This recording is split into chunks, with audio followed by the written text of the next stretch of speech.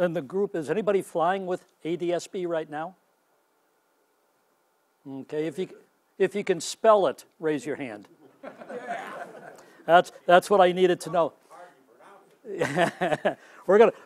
We've got, back in the day when you started learning the VOR and all the new procedures and all the new acronyms and short symbols and whatnot, just think of it as starting that all over again. So what we're going to do is cover the aspect of what it is, some of the definition of how it's used. The program goes into effect, and you'll see hear this a number of times. 2020 is when the rule goes into effect. And so what we're doing is we're taking advantage of some stuff that's already available, and we're talking about the general aviation aspect of it, the non-certified version of it, or using it without having it be fully certified. And so when we talk about this, in some cases, or when you get to 2020, everything could have to be fully certified. Right now, as we use it, we're using things that are there for reference only, for situational awareness, but there's quite a bit of benefit of what's there for the general aviation pilot. So what is ADSB? It's part of NextGen, which is the new version for air traffic control. In short, it's going to replace radar. So the radars are expensive to build. There's a lot of areas that don't have coverage. They've come up with a technique, they've come up with a system that will literally replace the radar. Automatic Dependence Surveillance Broadcast, ADSB. How they got to it, Lord only knows. The system came out of Alaska. If you heard about the Capstone program, that was the initial trials for it. There have been a lot of refinements and changes, but it's the Capstone program come to the lower 48, if you will. The big thing for us is weather products and traffic. And we'll go into great detail in terms of what's included. And we said that already January 1st, 2020, in very specific airspace. One way to look at it, if a transponder is required currently, then on January 1st, 2020, ADSB will be required in that same airspace. The system we have now, we've got ground-based radars that are situated in key locations, en route terminal, and they get a signal up to the target, it bounces back, and it's been a significant development in terms of keeping aircraft separated from each other. But the amount of separation that's required because of the error is quite a bit, miles and miles and miles between aircraft. What they want to do is they want to have two aircraft be able to fly closer and closer together. In order to be able to do that, they have to more accurately know the position of the two aircraft. ADSB will give that better definition or that better identification of where it is. The system is based on GPS in the aircraft. There is a transmitter. The transmitter will go air to air as it's shown here between two aircraft, so two aircraft can tell each other where they are. There's also a signal that they're bringing up from the satellite above. So this is the GPS satellite is up here. This is the air-to-air communication here, and then there's air-to-ground communication. Much as there are VOR stations throughout the U.S., now they're building ground radio stations, just a signal transmit receive type of station. And this aircraft is continually letting the ground station know where he's at. This aircraft is letting ground know where he's at. The position is determined by the GPS system, and that's fed into air traffic control. Updates are seconds. I mean, the data that's going through is that quick. And as a result, they know very, very quickly the position of the aircraft at ATC. It's more accurate than what they're going to get out of radar. The thing that also helps here is that they can go beyond or into those areas where radar is not. They're using this extensively in the Gulf of Mexico. They used it up in Alaska, as I said. Where putting in a radar facility is extremely expensive. So it's a case of positioning The aircraft it knows its position, known position, and it lets the ground and other aircraft know where it's at. Some of the terms, actually we'll start with the components. There's an ADS-B receiver. This is known as ADS-B in. That's getting the position of the other aircraft and other information. There are two frequencies that this receiver will come in on. One is called the UAT frequency at 978. The other is called ES, or extended squitter, on 1090. Two separate frequencies. If you're above flight level 180, 18,000, you have to have the 1090. Aircraft below that can use either one of them, but above that, it's 1090. You have some type of display. When it goes certified, it will be a panel mount display. Right now, one of the most popular display units for ADS-B is the iPad. And then we have the transmitter, ADS-B out. That's the signal that's being sent out from your aircraft. It contains your longitude, latitude, your altitude, your speed, and your direction. Other information can be included in the data stream, but that's the basic material that's going to other aircraft and to the ground. And with that, your track is being computed, your estimated times and so on are based on that. ADS-B out is also called a trigger. This is a signal that it sends out to let the ground station know that it's there, that the aircraft is transmitting data. That trigger you'll hear that trigger come in a couple more times. The certified, right now most aircraft are not carrying the ADS-B out. Figuratively, somebody else is triggering the system. A lot more aircraft are carrying ADS-B in because they can get weather and traffic. At any point, if you need a question, raise your hand. Okay, so we're going to go right, normally you wait to the pros and cons until the end of the thing. Let's go right to the pros and cons right now.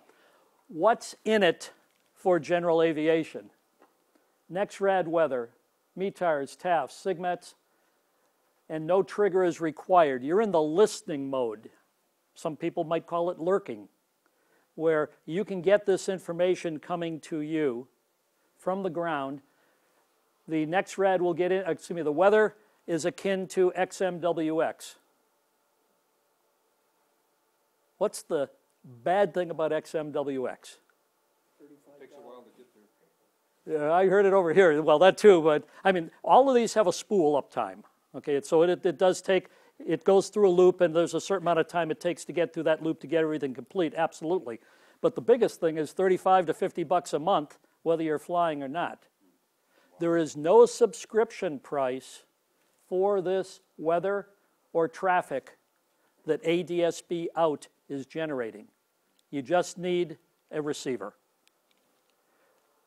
The traffic consists of aircraft that have ADS-B out transmitters, consists of Mode C aircraft and Mode S aircraft.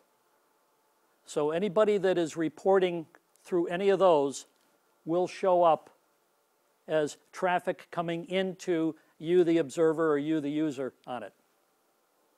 The bad side of it,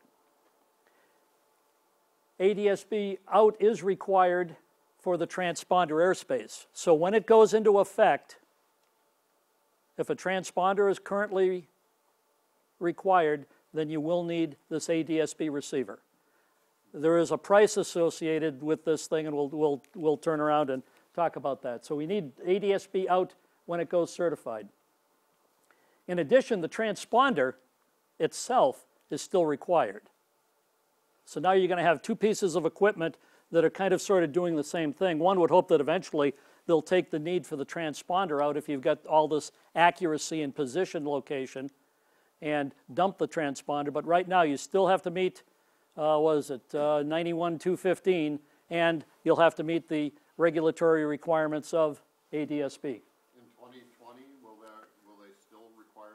Right now, unless they change, unless the FAA pulls out 91-215, yes, you still are required to meet that in 2020. I see a transition happening over time. On 2020, it'll still be there. By 2030, and they've gone to this, and they start decommissioning. But you looked how long it took them to decommission VORs. And so there will be some. The big thing is they're not going to build new sites. They may not take all of the old ones offline as quick, but they're just not building the new ones to cover the traffic. The cost of ADSB out, and we'll get, there's a shot I'll see you, that's the biggest con right there. And roughly it's a $5,000 box. That's just the outside of it. And I have a question. yes. I just installed a Mode S transponder Yes. in my airplane, and my understanding is that the way I am right now with the Mode S transponder that I am satisfying ADSB out. Who makes a transponder? It's an English company. I doubt it very much. I think so. I don't absolutely know, but the Garmin boxes. GPS, it gets its GPS from a Dynon GPS. Okay. And it has some kind of it sends it out. It says it's a lower quality GPS, but it's still acceptable. Okay. ADSB out is what I was told. Okay. The thing that it also has to do is, you're right, taking the GPS information and then send that out with the transponder information out there. And Garmin is still working on getting theirs. So I've got a foil on their series, trying to get that certified.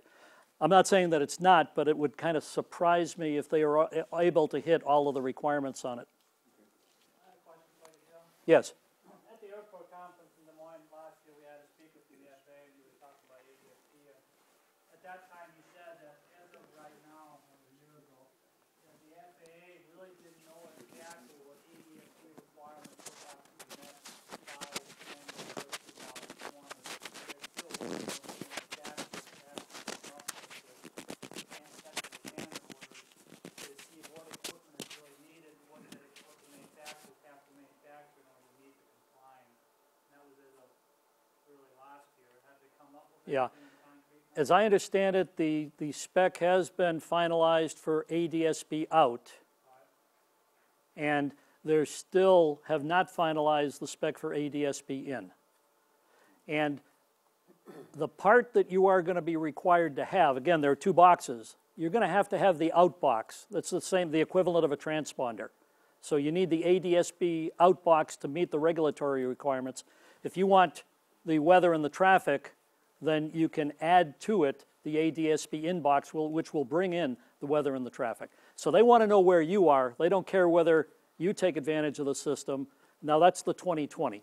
Right now, again, it's kind of working a little bit in reverse. People are taking advantage of the weather and the traffic, and they're holding off with the ADSB out portion of it, the regulatory portion of it, until kind of the dust settles. And some of that dust, I don't know, you kind of hope that as this thing gets closer and closer, everybody waits for the extension in the reg, and I'm not sure that that'll happen. Are the out boxes available now? Yes. Yeah. Not widely available. I mean, if everybody had to have it tomorrow, they couldn't fill the demand. It's kind of like the ELTs. If we ever jumped to the higher frequency and it went now, there aren't enough of them to go around.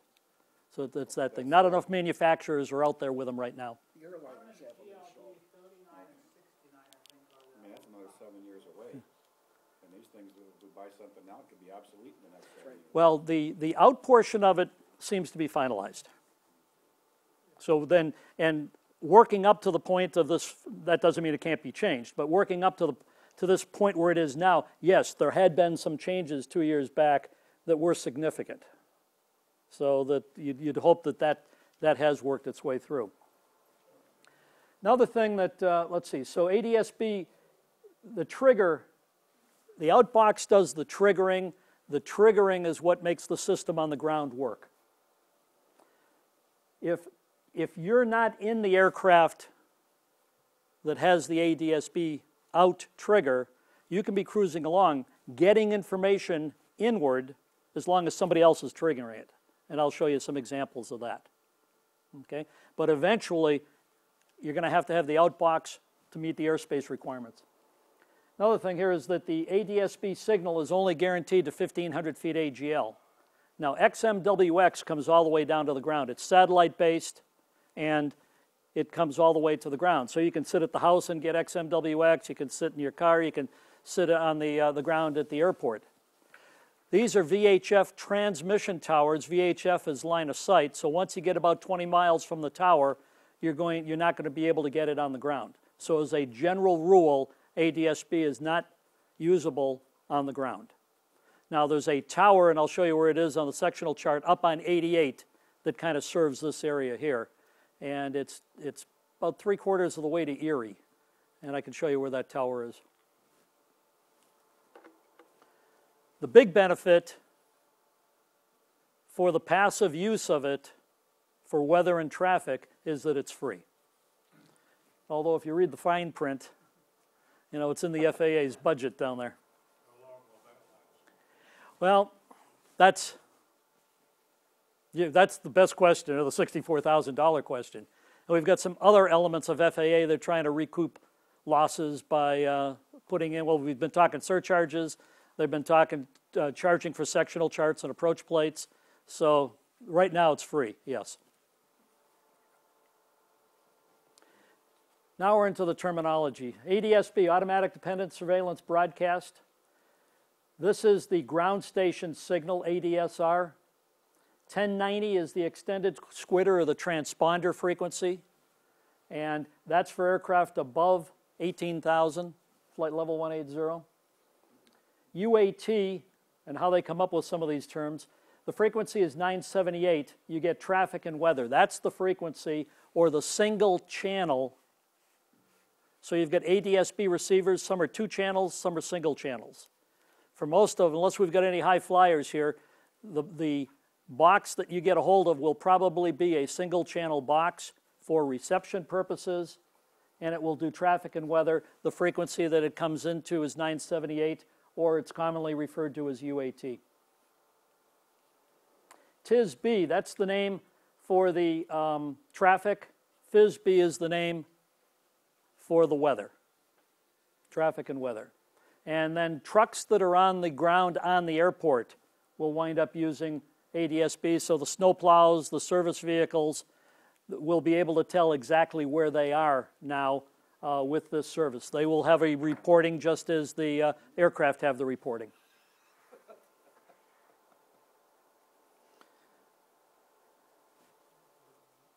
What's the status on it?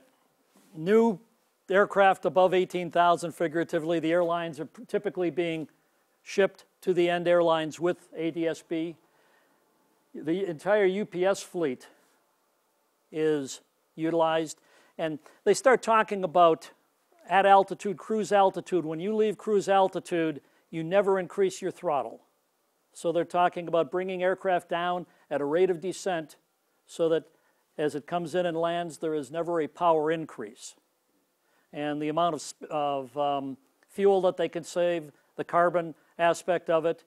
Also, again, then we get into the out-and-out separation of it. So ADS-B being used for approaches and in addition to navigation.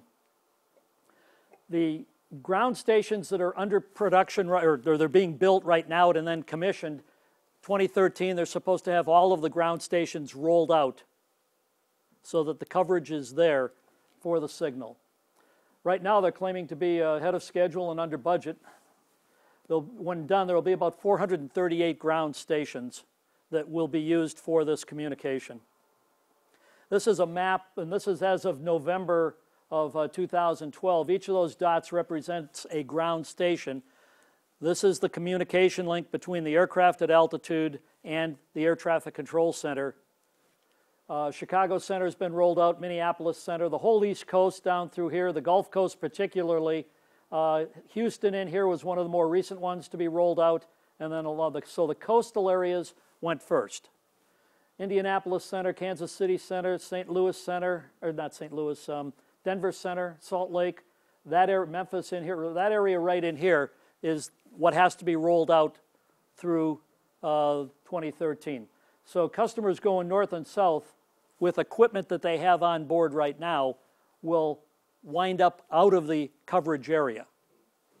But you can see here, there's good coverage out there. So what it means is that somebody that has an ADS-B in receiver will be able to get traffic in these areas and will be able to get in-flight weather in those areas just for having the ADS-B receiver. Why is the cluster in western Colorado there?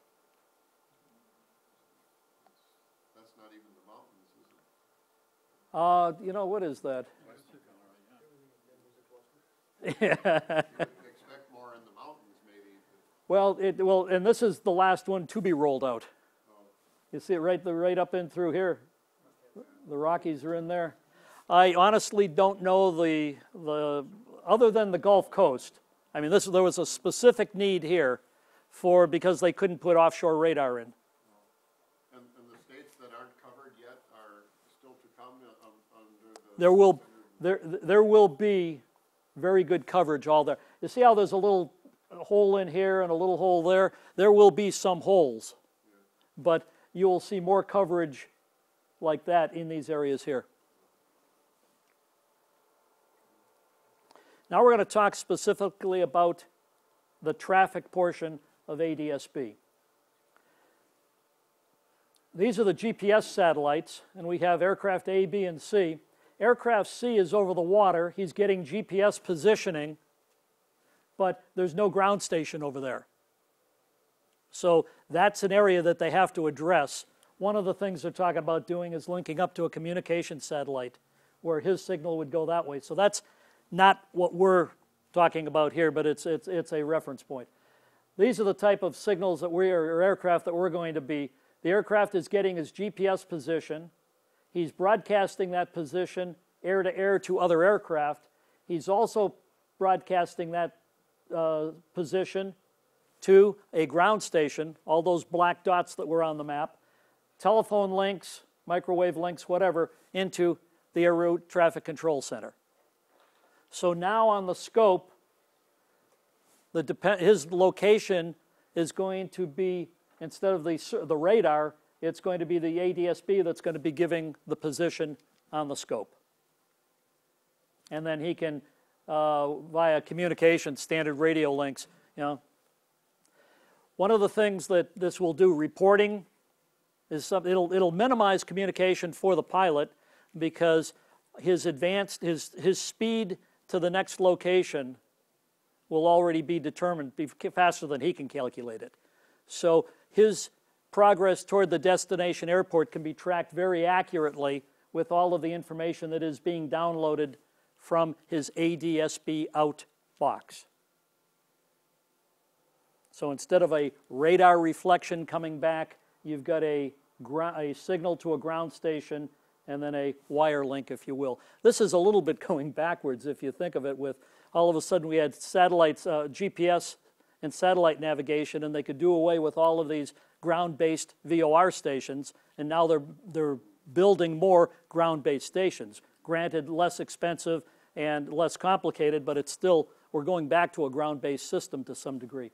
The basis of location, however, is the GPS satellites.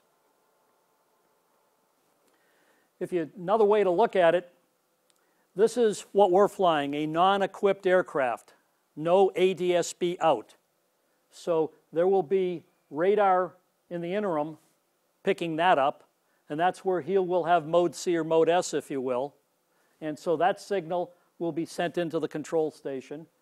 Then we have the UAT aircraft, that's one channel, or the ES. Hi, these guys are above 18, these guys are below 18 for just a quick rule of thumb. They're getting their GPS locations, they're getting air-to-air information from other aircraft that are on the UAT frequency or the ES frequency, and then all of that information is going down to those black dots, the radio stations, over to Air Route Traffic Control. So non-participating aircraft are there through the transponder and or the mode C or the mode S. ADS-B out on the lower frequency, ADS-B out on the higher frequency. So the guy in that UAT airplane up there, though, he sees the non-equipped airplane also, doesn't he? Just based on the radar return. Yeah, but I'll show you why in a minute. Okay. Well, actually, let me just show you this. this is a two-way signal. So he's transmitting down, okay, but there is also a transmission that's going up.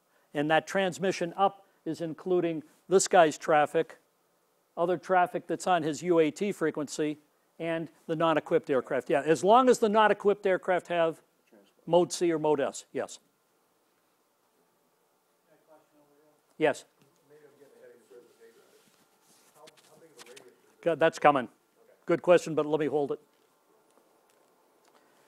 Now, we mentioned that UAT was on one frequency, and the ES, extended squitter, is on another frequency. These guys can't talk air-to-air. These guys can talk air-to-air because they're both UAT. These guys can talk air-to-air because they're both on the 1090 ES. Okay? But these guys can't talk to each other with their own radios. So their position report goes down to the radio station and then is rebroadcast. ADSR is R meaning rebroadcast, and it goes from that one to there and back and forth. So this guy will be able to see the non-equipped because of the uplink. He'll be able to see this guy because of the uplink, and then vice versa on the other two. So there's a lot of information that's going back and forth, air to ground and ground to air.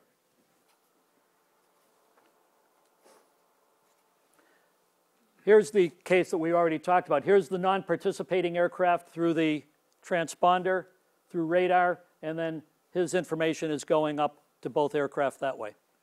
So everybody is talking to, figuratively, everybody else. And that's how the separation is achieved, by making sure that everybody knows where all of the other guys are. Here's your hockey puck. They will look for participating aircraft. They will tell you what the traffic was within a 15-mile radius, plus or minus 3,500 feet. Now, there's a reason that it's limited to that, and we'll see that in one of the future foils that I've got here. A lot of aircraft up there. These should be the ones that you're immediately concerned about. And so those are the ones that will be displayed in the response. And this is called TISB for Traffic Information Service Broadcast. Now we come to the weather and other information. Yes? I'm sorry, can we back up just a touch? On this plus or minus 3,500, can you explain that to me? They will, if you've got an aircraft here, or here, or here, if it's within that cone, or within that hockey puck, literally, that's the traffic that you will be advised about. And a guy that's 10,000 feet above you, you don't care about. They have information on him. They know that that traffic up here is 10,000 feet above you, but they've made the decision that you only need to know about the traffic that's 3,500 feet above you, or traffic that's 3,500 feet below you, or traffic that's 15 miles ahead of you, or 15 miles in back of you. And so that layer of the cape moves with your airplane? Yes, absolutely. And it's 7,000 feet. Okay, got it. Not 1,750 above you, it's 3,500 above you. It's plus or minus 3,500. So it's 7,000. Yeah, if you go from here to here, it's 7,000 feet. 3,500 above, 3,500 below. Is your receiver set up with filter and everything else out? The ground's doing it, the ground station. So it's only giving... You remember I said you are a trigger. You send them a message of what your information is, so they know who you are, where you are, how high you are, how fast you're traveling, and then it sends back a packet of information that shows you aircraft that are within your proximity. So if you don't trigger, if you're just lurking...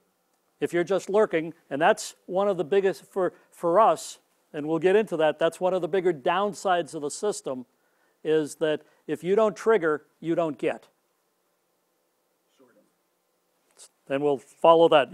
Marty's right, sort of. But the rule is, if you don't trigger, and the FAA 5 years ago very specifically said, we're not going to give you ADSB in, traffic and weather, if you don't give us ADSB out.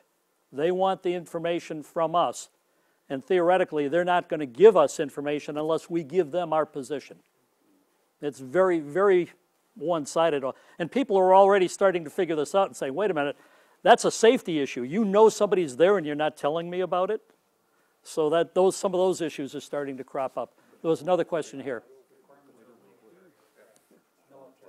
I'm going to leave them all off. They'll be part of the system, but I don't have enough information on how they're going to participate in the system. Yep, and that's a good one. Yep. Yes, I agree with that 100%. And I just don't have enough information on how they're going to participate in the program. There was another question over here. Okay. Now comes the part that most of the GA guys are interested in, is FISB, which is Flight Information Services. This is the weather information. This comes from NOAA, other FAA sources, goes through the radio stations, and it's broadcast to the UAT frequency. It is not on the 1090 ES. It's only on the UAT frequency. I'm not sure why that decision was made, but that's by definition, that's the way it is. So this non-participating guy doesn't get it, theoretically. It's only going to the UAT guy. This is us over here. We can take advantage of this information, the weather that's going up, and that's what we get into a little bit later here in the presentation. But you have to be out UAT theoretically to get it. So that's the mix on how it works. But right now you don't need out No. to get weather. And here's what it looks like. This is over at Orlando. Each one of those is a target. This aircraft right here, inside the cockpit, took the picture. So they looked at, you saw the iPad that was up here and running. They had their iPad and they snapped the picture. That was the traffic in this area. If you look close, this aircraft here is at 5,900 feet. This aircraft is climbing at 400 feet a minute. This is an ADS-B tower. This is an ADS-B tower. So the guy was picking up information from both of these towers. This guy is at 2,200 feet. And now, the sectional chart was zoomed out, if you will. So there's a lot of mileage between here and here. If you zoom in, these aircraft begin to spread apart. Okay? But you can see the jumble that is along there. So if I were flying in that area, I'd zoom out on this thing as far as I could so that I could see the separation between the aircraft. And I'm going to be watching their direction. That's the direction of movement. Different displays can be made, but the speed, you see the speed by how fast the blip is moving across, if you will. The altitude is the key thing, and the rate of change, either up or down, is the key thing. The guys that on the RB-12s have this ADS-B now, and they're just about to offer it, and they just got it running. There's just a note this afternoon on the Vans Air Force website, and they got it running, and they're up flying around with it, and they had this kind of a picture. They were really amazed at how much, you don't see a blessed thing. even with the hockey puck, Yep. there was so much stuff. Okay. But they said what they had to do was just narrow down Yep. the screen on the Dynon to about a 5-mile radius. Yes. You know, and then it worked. Then it worked to really light. usable Okay. At 5 miles. Now, there's no hockey puck here because we're not a participating aircraft. We're not a client aircraft. We're just receiving all this information. And the towers don't know where we are. So how are we getting the information? Anybody want to take a shot at how we're getting the information? Only those airplanes that are transmitting a signal. Somebody else is triggering it. Right. Okay, somebody else is triggering it. What's in Florida? Airline. No. Flight training schools. The flight training schools are down there. They're equipping the aircraft with ADS-B out. You don't need ADS-B out in Florida because there are enough other people triggering the signal that's the kind of response you're going to get, and you'll move the map so that you can get enough space between them. But now, if you're in Nebraska, you may not find another airplane for 100 miles And so not having the trigger in Nebraska is more serious than not having the ADSB out. Trigger is ADSB out than it is in Florida. Okay, I got a question. So I'm flying my RV-12, I don't have ADSB out. Right? I'm not sending a signal down, but I can receive, Yes. all right? So I'm receiving from the airliners, You're getting their trigger. their trigger, Their trigger is giving you the traffic. and other GA aircraft? GA aircraft that are triggering on Yep. 978, Yes. right? But I'm not seeing on my display any of the people that only have a transponder.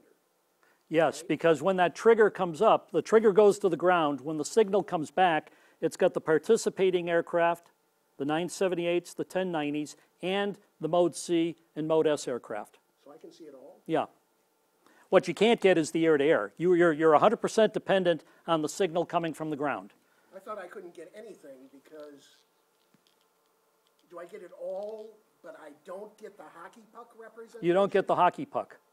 So I get all the traffic, but it's a mumbled, It's just what that picture shows. okay. So you're going to get, this is a two-way signal, you're going to get the UAT guys, okay, with the receiver.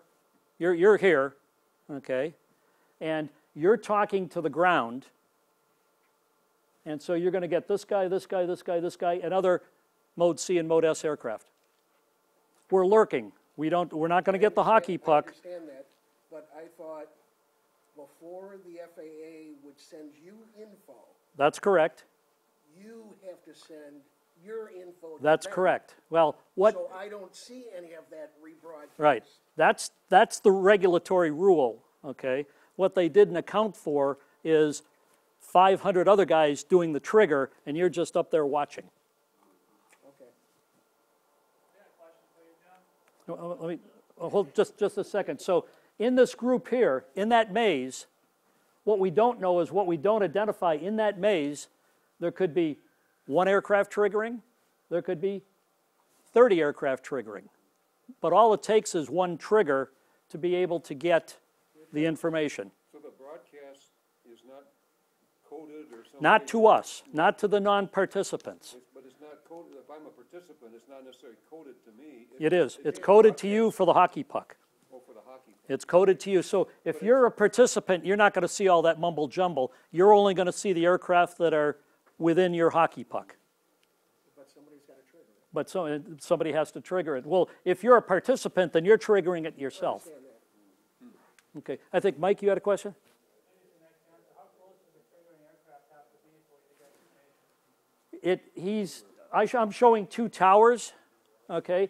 So if he's talking to I have to be close enough to any one of the towers, and then the trigger will be there.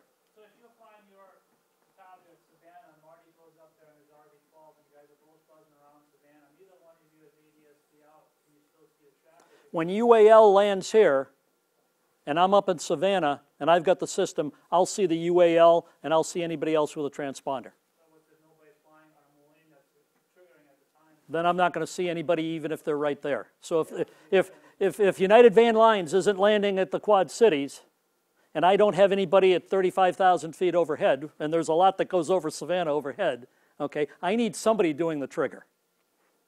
Okay. Now, the one thing that's bad is that, remember I said it was 1,500 feet AGL for the signal? Okay. You have to be at least above that. There's a hole right over Savannah. In Savannah, we got to get up to about 4,000 because of the way the coverage is. They need a tower up there. Now, that may be better now because of the tower they put in by 88, but prior to the tower at 88, I had to get up before I could see, in my aircraft, before I could see traffic, I had to be upwards of 4,000 feet AGL. All right, let me throw in just a little different twist here. We're flying around Savannah, all right? And these airliners are triggering, okay? But all that's coming back to them is their hockey puck.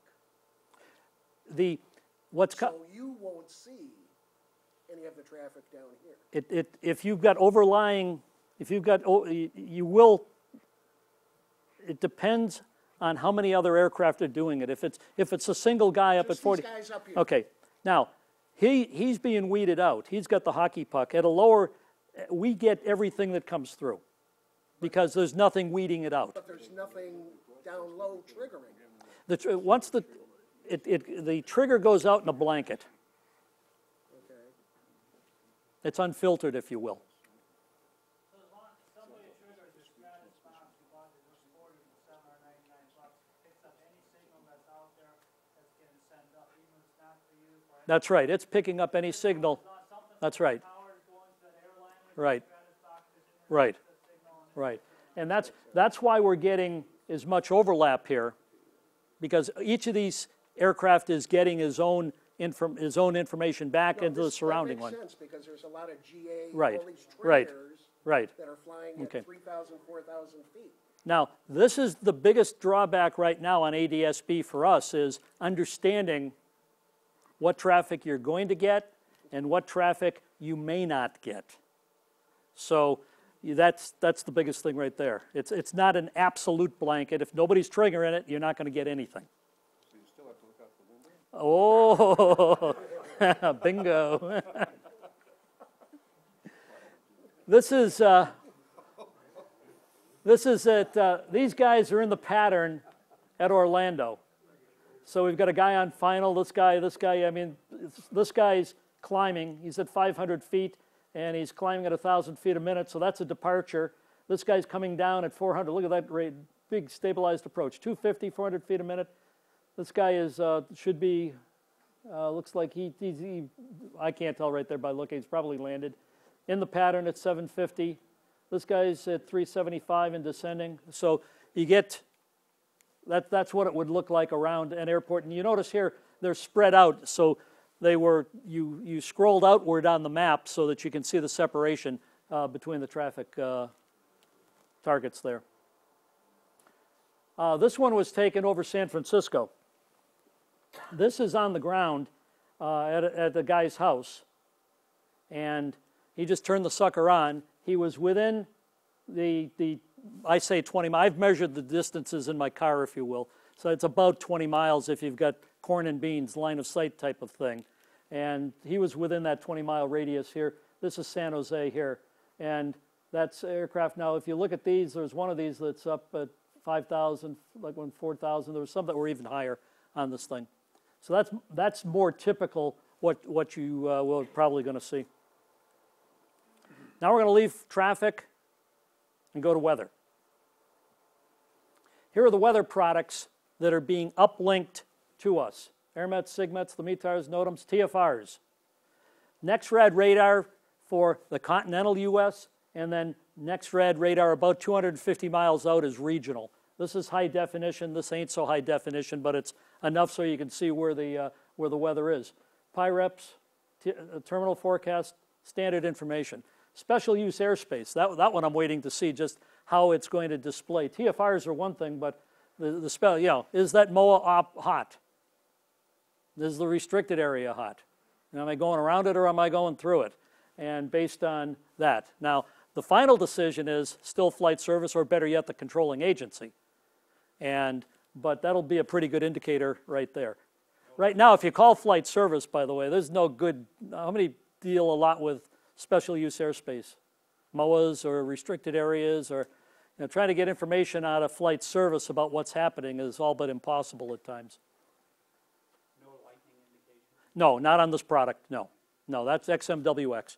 So you will see a few things missing on this that XMWX continues to do. Yeah.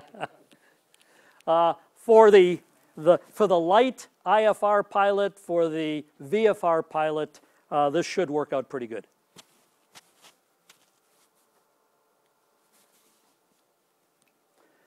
So the weather comes up. FISB is weather. It's on the 970A or the UAT frequency. It's on a loop.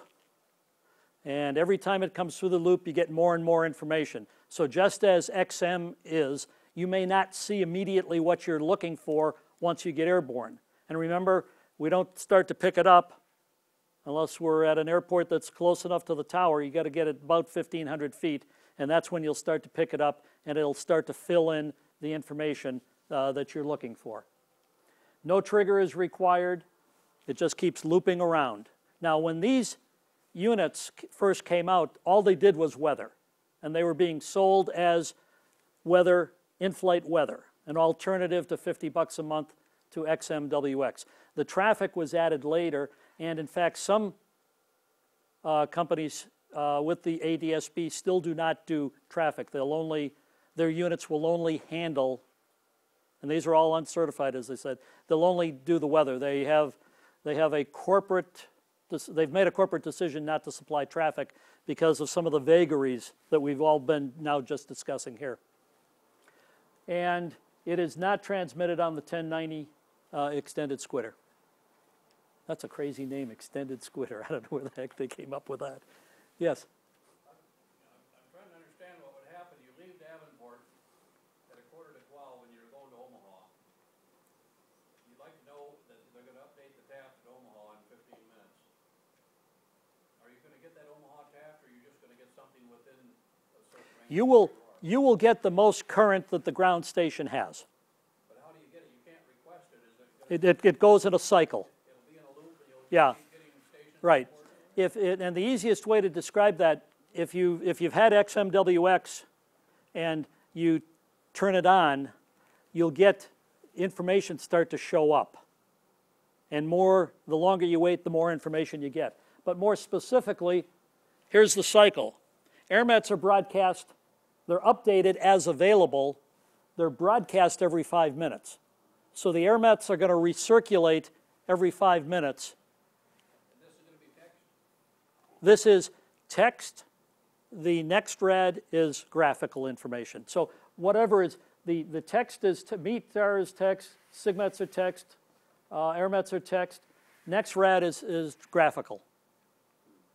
And again, it's the same as XMWX. So you see the transmission things. The longest one here is a 10-minute from SUA status. When the ground updates it, they broadcast it every 10 minutes. So you've got an update interval and a broadcast interval. METARs, 1 minute. If they've connected to an AWAS and that AWAS is updating every minute, then that could very well be available every minute, but the METARs are transmitted every 5 minutes, which is still a heck of a lot better than an hour between METAR reports. So you know when you're listening to AWAS, it's updating itself regularly. But when you look at a transmitted METAR report, you look at the timestamps, all of the timestamps are between 45 past the hour and on the hour. During that 15-minute increment, everybody updates. So a lot of stations only update to NOAA once an hour. The information may be more current if you're listening on the frequency, on the AWAS frequency, but what gets updated to NOAA in some station is only once an hour. So there's a large disparity between what's available. What do we got here? Here are the NOTAMs, and specifically the FDC NOTAMs, which are the TFRs, PIREP reports, temperatures and winds aloft. So those are the products. 15 minutes, I believe, is the longest, and that's for the continental U.S. Delay. I mean, it's 15 minutes before it's rebroadcast, and then some of these are on a 5-minute cycle. That's what the NextRad radar looks like. Pretty much the same as XMWX, where you've got light, more intense, and then heavy.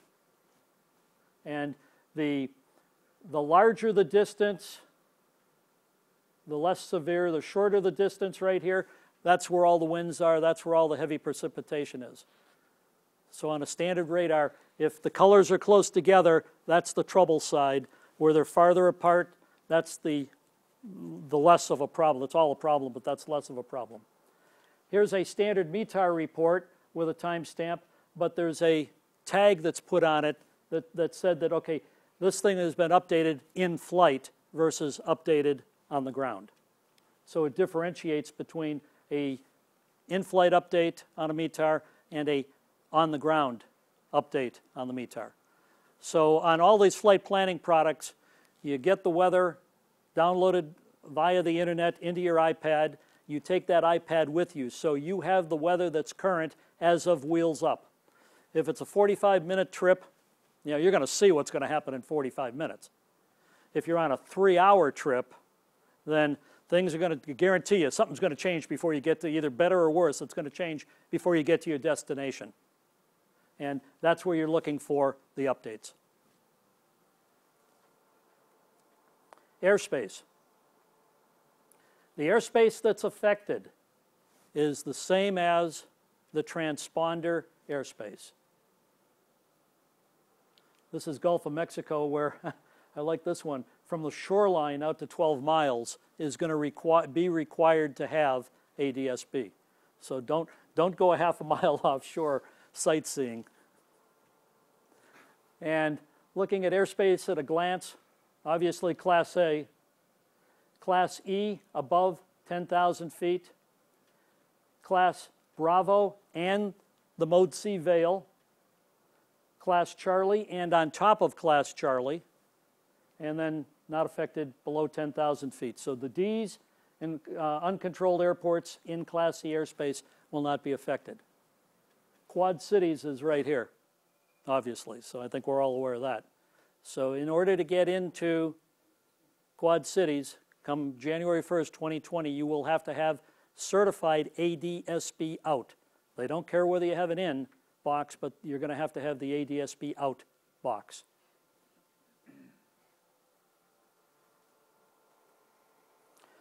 Now, ADS-B in receivers.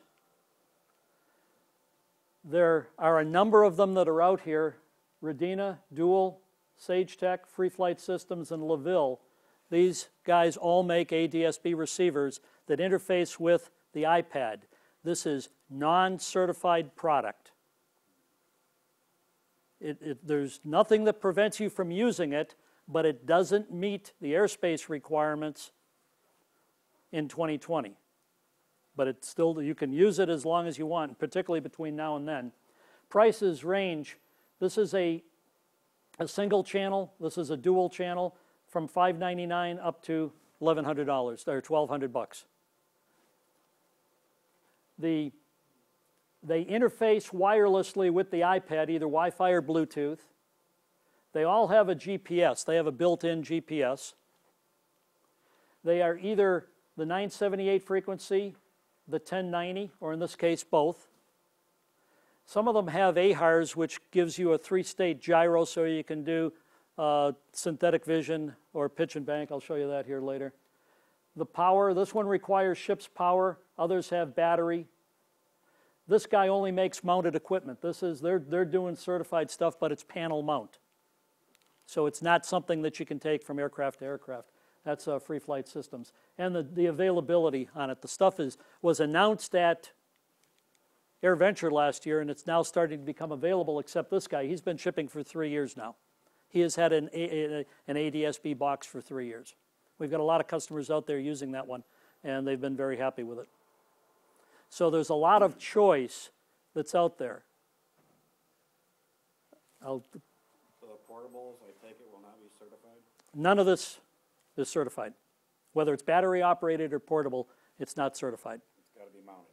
It's panel mount, yes.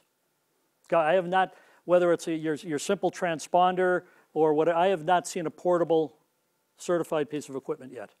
So this is the same. Think of it this way. In the old days, we started bringing 296s into the cockpit with us. And everybody thought that was a revolution. And they had the steam gauges depicted on that 296, and it was all GPS information, and guys were getting, how can you do this and whatnot? Well, we've had that transition through all of the different GPSs. This is the equivalent of bringing a GPS into the cockpit with you. Would that work on some Androids too? The iPad in general is 90% of the aviation applications are on the iPad. So I can't say absolutely no, but the probability is that it will not work on the Android. So having said that, you have to go from manufacturer to manufacturer to manufacturer. So the box people make the boxes. What they're dependent on is that you have an iPad and you've purchased somebody's aviation flight planning software to run on the iPad that their box will talk to. So there are kind of three components there, the ADS-B box, the iPad, and then the software that runs on the iPad. So this is the single channel box from Sky Radar. And this one does require ship's power.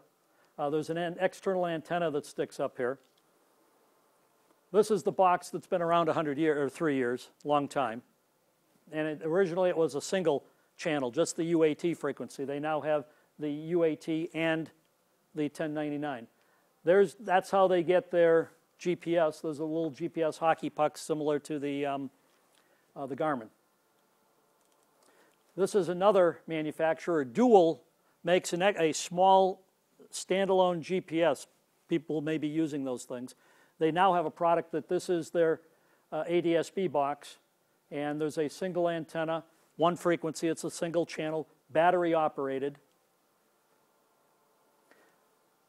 This one is from Clarity. They got quite a bit of visibility. That thing is a couple of, I've got one of these here with me, I can show you. But that's a dual channel. It has the AHRs in it, and it's only so big. They'll ship in March. They had to delay their program 3 times because there's a lot of power that's being consumed and generated in here, and they had too many heat problems. So these guys are packing. You notice there are no external antennas, and there's a big honking battery in there. So there's a lot going into a very small amount of space. And this one is from LaVille, and this one has an internal battery, but they've put solar cells here, not to recharge the battery, but to top it off, so that as it's sitting up there on the glare shield. So going backwards, this one sits on the glare shield. Oh, wrong way. Go backwards. This one, glare shield, glare shield. That one you can bury. You can put that one under the seat, and then the only part that has to see the sky is this little hockey puck here. Everything else can go under a seat. The signal that's coming from the ground will go through, it's a standard VHF signal, and it works internal with the internal antennas. And that one goes, I go backwards. And that one sits on the glare shield. So a couple of different options available. This is Garmin's product offering, the GDL39. That only works with Garmin product. So if you buy this one, you've got to have Garmin to take advantage of it. The price on this one is roughly is there a price up here? $795. Yeah. Okay. With the $795. Well, it'll run on the iPad. Yes. But you've got to run Garmin software. Yeah, you have to run the Garmin software on the iPad, or you have to have Garmin boxes that it'll connect with a serial cable. Anybody here run 4Flight? 4Flight's proprietary also. They only offer one ADS-B box, and that's it. So that's if you're into them, then you're kind of locked into that Stratus, thank you, the Stratus box, yeah. They say they're going to change. Are they? They say they're going to change. Okay. Okay, now we're going to talk about ADS. Those were all ADS-B in. Whether it was the 5 manufacturers, the GDL39, or the Stratus. All those boxes are in. Now we talk about the outbox. The most common outbox right now is the conversion of the Garmin transponder, the S-mode transponder, to, they put new software in it, and it's good to go. At Sebring, which was the LSA deal 3 weeks back, Garmin said they weren't certified. I had somebody tell me yesterday that Garmin got their certification for the 330 box to become a certified ADS-B outbox. Now, this and FreeFlight are the only 2 guys that I've been chasing. You mentioned the British manufacturer. I don't have information on them. I haven't seen it, but so those are 2 that I do know about. This is the panel mount, or the internal one on it, the 88 series and the 330 series. Now, $4,000 on this thing. The upgrade here is $1,200. Well, let's say $1,200 bucks on the existing transponder. So all this gets you is ADS-B out. There's no in on these boxes. So this will meet the regulatory requirements, but you won't see no weather and you won't see no traffic unless you have the in side of the proposition. Now, we need to be able to have a device to receive. I mean, we've got let me just rephrase that, to display the information. That's, in this case, the iPad. So we've got the ADSB inbox. It talks wirelessly to the ADSB outbox, or excuse me, to the iPad. This is that clarity box that I mentioned. So I've got show and tell up here when the lights come back on. So this box talks wirelessly to the iPad. On the shelf there, I was trying to see whether we were going to get the signal from the tower down the road. It didn't, we don't have a good ground. We're too far, it's VHF, we're not. But that's another ADSB box on the shelf over there. So they're going to talk to the iPad. What you're looking for on an iPad is a 16 gig memory or 32 gig memory. If you're going to put a lot of music on it, TV shows, podcasts, and other applications, get the 32, or for flight, get the 32. Otherwise, you can use the 16 gig. You want the Wi-Fi cellular, the Wi-Fi 3G or the Wi-Fi 4G. You want the unit with the internal GPS. There are a lot of reasons why you want that internal GPS. So when you get the iPad, don't get the Wi-Fi only. Get the Wi-Fi plus. iPad 2, iPad mini, iPad 4. Do not buy a used iPad 3. Apple took it off the market. You don't want one of those. It'll also run on the iPhone and the iPod Touch. With the iPad being your primary, you can use the iPhone as a backup. This is an electronic flight bag in addition to ADSB. So we've got the old iPad 1, this is an iPad 2, this is an iPad mini. The RV guys have got a, can I take this off? I can't go far enough here.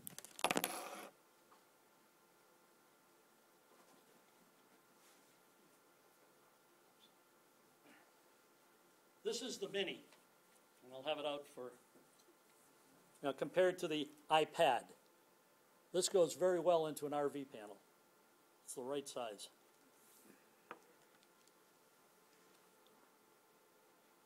Okay, electronic flight bag.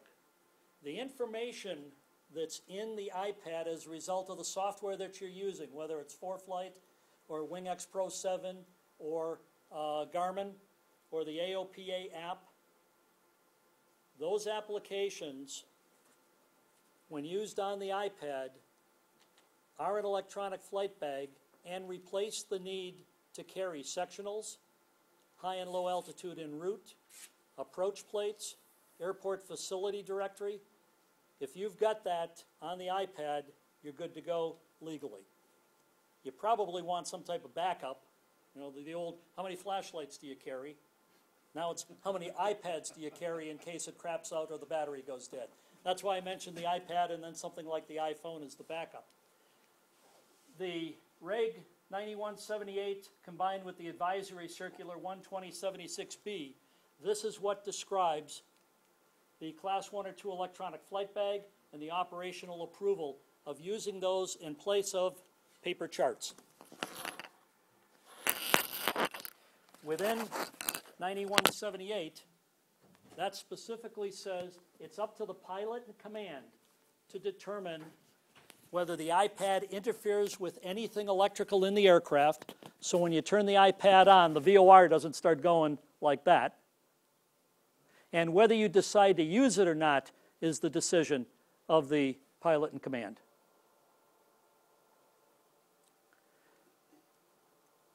There are two types of EFBs, and a Class 1 and a Class 2, and the iPad does meet it.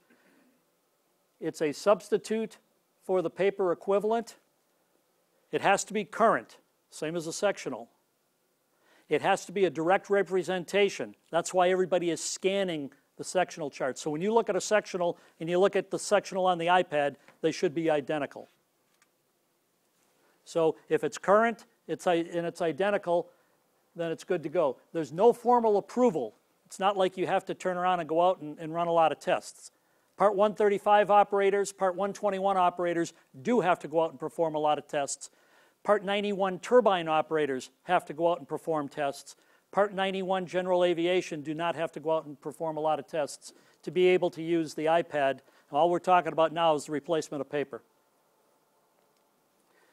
12076B applies to the turbine guys, to the 121 and the 135 operators, and there are some things in there that do have to be done, but it does very specifically say that other Part 91 operations do not require any specific authorization for EFB operations, provided the EFB does not replace any system, equipment required by the regulations.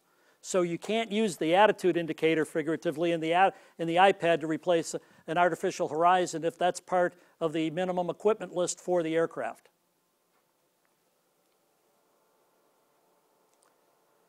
The aviation applications.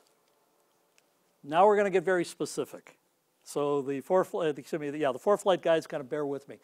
These are the types of things that an in-flight, the flight planning product in-flight will provide: split screen, track up, synthetic vision, ground warning proximity, radar altimeter.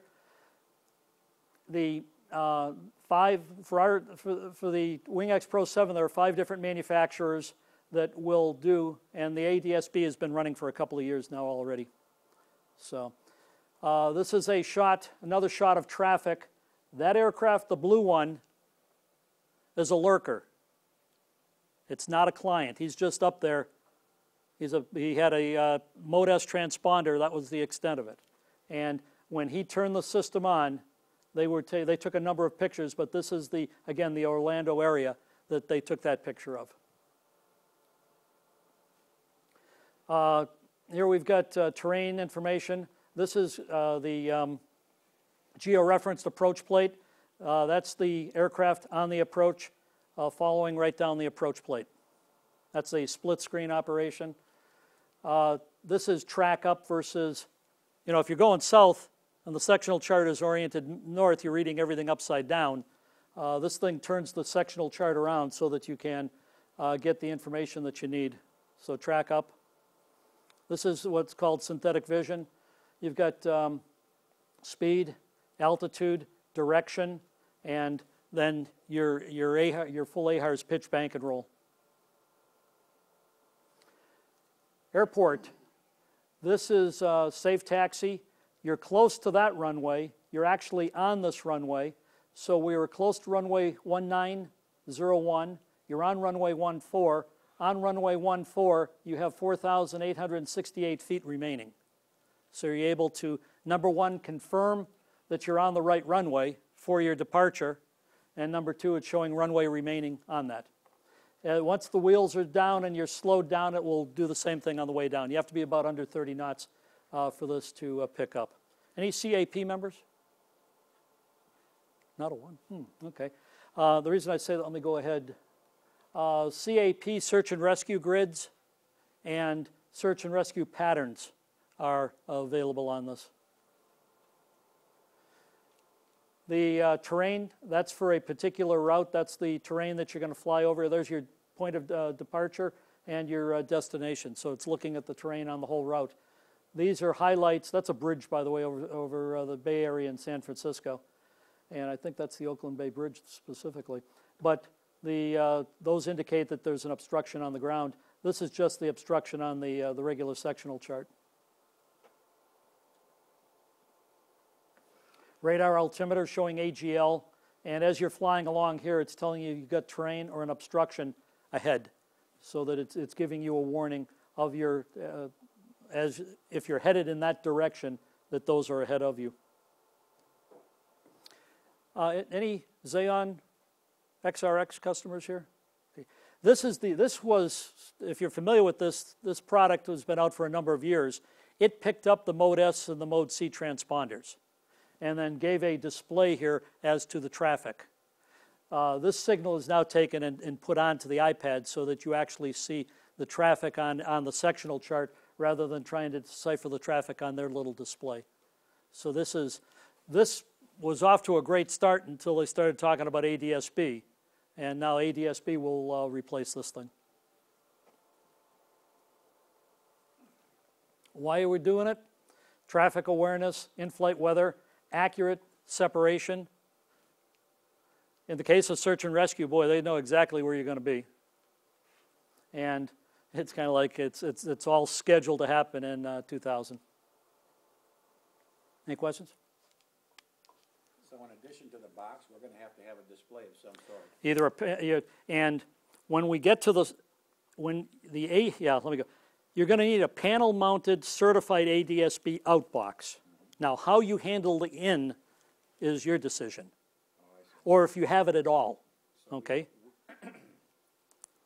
If it's going to be, some manufacturers that do the out will also do an in, and they'll quote certify the in, and that'll be some type of panel mount. But that's not that part of it's not required. You can slap the iPad onto a mounting bracket on the panel, and much as some of the other guys are doing.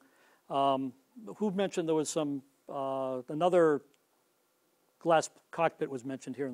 Somebody was Dynon. They're going to come up with something, I'm sure. No, they have it. They have it right now. Yeah. Okay. So it's not certified yet that I'm aware of, but so you can get panel-mounted equipment, or you can turn around and use the iPad and kind of do it yourself. There's no reason to get certified in right now. Well, there's a lesser way to do it right now in the next 7 years and take advantage of the stuff that's out there before you have to go out and pay the big bucks, if you will. And there are a large number, you're going to see more and more of the software manufacturers coming up with product. And the iPad just happens to be the most popular vehicle. Think of the iPad as a multifunction display. And a lot of people are going to use it exactly for that. Now, we're using it as an electronic flight bag, so if I never put ADSB anywhere near it, then I can turn around and I don't have to carry all the paper. But with the ADSB, just think of it as a multifunction display. So our current transponder, Mode C transponder, is done. It just, it's going out. Yes. Okay. And what we're going to be required in 2020 is another dumb box up there. Well, another dumb box that's relaying more and more data. Okay. But basically, we have to have that. Yep.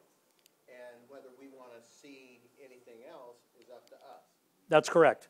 Okay. That's correct. Now, how do you get away from it? You don't go to Charlie. You don't go to Bravo. You don't probably go to Bravo anyway, and you stay below 10,000 feet. If you no Charlie, no Bravo, and you're never going to go above 10,000 feet, you can forget all of this.